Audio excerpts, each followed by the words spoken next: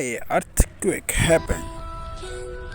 The earth is made up of a solid inner core, a molten outer core, the thick and mostly solid band which occupies approximately 84% of Earth's total volume. The comparatively thin crust, which varies between 5 to 50 km in thickness.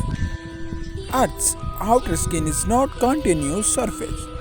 Instead, it is composed of massive segments called tectonic plates.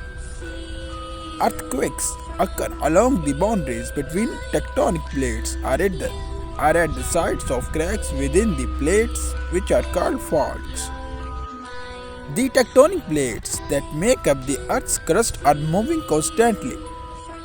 As the edges of these plates slide against each other in fault zones, friction can slow them down, leading to the buildup of pressure over long periods of time. When the force of movement finally overcomes the friction, sections of the crust suddenly break or become displaced, releasing the pent-up pressure in the form of seismic waves. This is a naturally occurring earthquake, sometimes referred to as a tectonic earthquake. While tectonic earthquakes can occur at any location around the world, the majority of large earthquakes, about 80%, occur near certain specific seismic belts formed along the rim of the Pacific Ocean. When earthquake occurs, different types of energy waves are generated.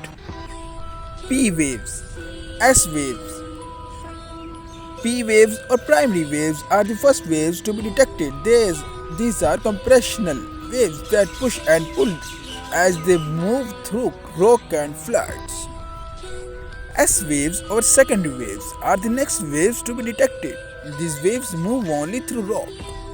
They move up and down or side to side perpendicular to the direction in which the wave is moving. And third is surface waves. Follow P and S waves. They travel along the surface of the earth and thus cause the most damage.